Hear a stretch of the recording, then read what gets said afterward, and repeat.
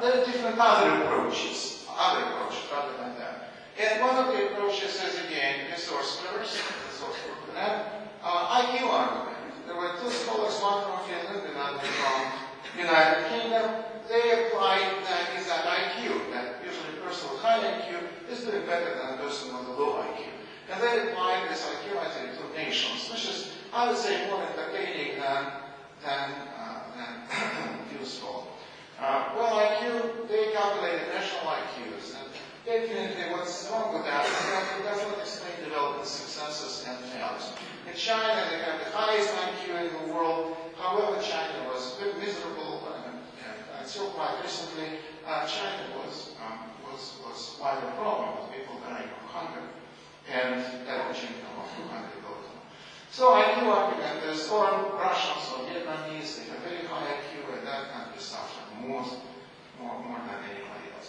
I would say that another approach, which is very successful, is the approach of market freedom, of economic freedom approach. This was developed by Jim Wortney and Bob Lawson from Florida, the University of Florida, and also Heritage Foundation.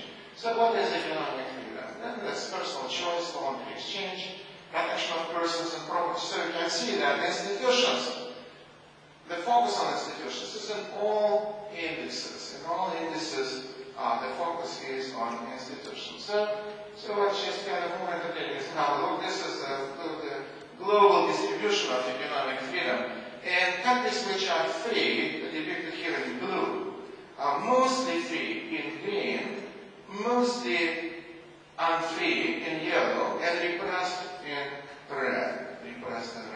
How do they come up with this? They have 10 indicators, they work on that. So weighted index, it includes a lot of things from property rights, from foreign trade, free trade, to defense of basic human rights.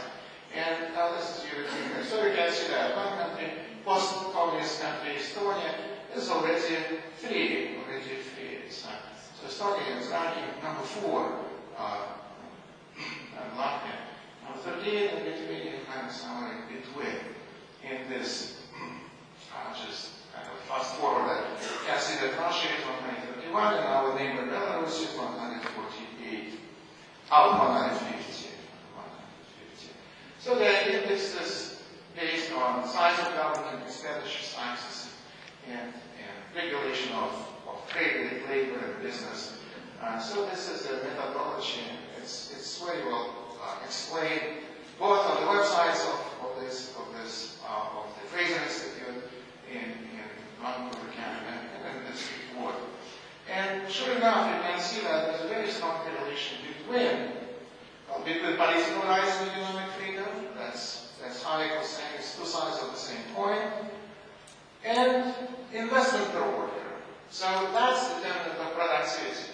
Determinant of productivity is investment per worker. If you remember, we discussed it at Ludwig von Mises' contribution to our understanding of it. And you can see that countries which are mostly free, and that would be with economic freedom weights over 7, their investment per worker is much higher. And sure enough, productivity of investment is also higher.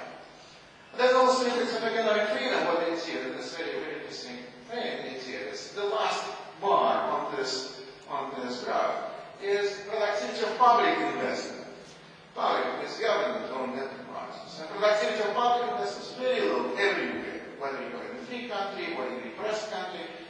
Public enterprises, government-run enterprises, state-owned companies do not perform well. You can see that they're doing worse than the general economy in even repressed countries. So, again, I would like to finish by quoting both Mises, and because he was very much afraid that institutions can be really hindered by the government intervention. That the government intervention was, he has very simplified by the world. You have a lot of governments, say, of Soviet Union, and it collapsed miserably.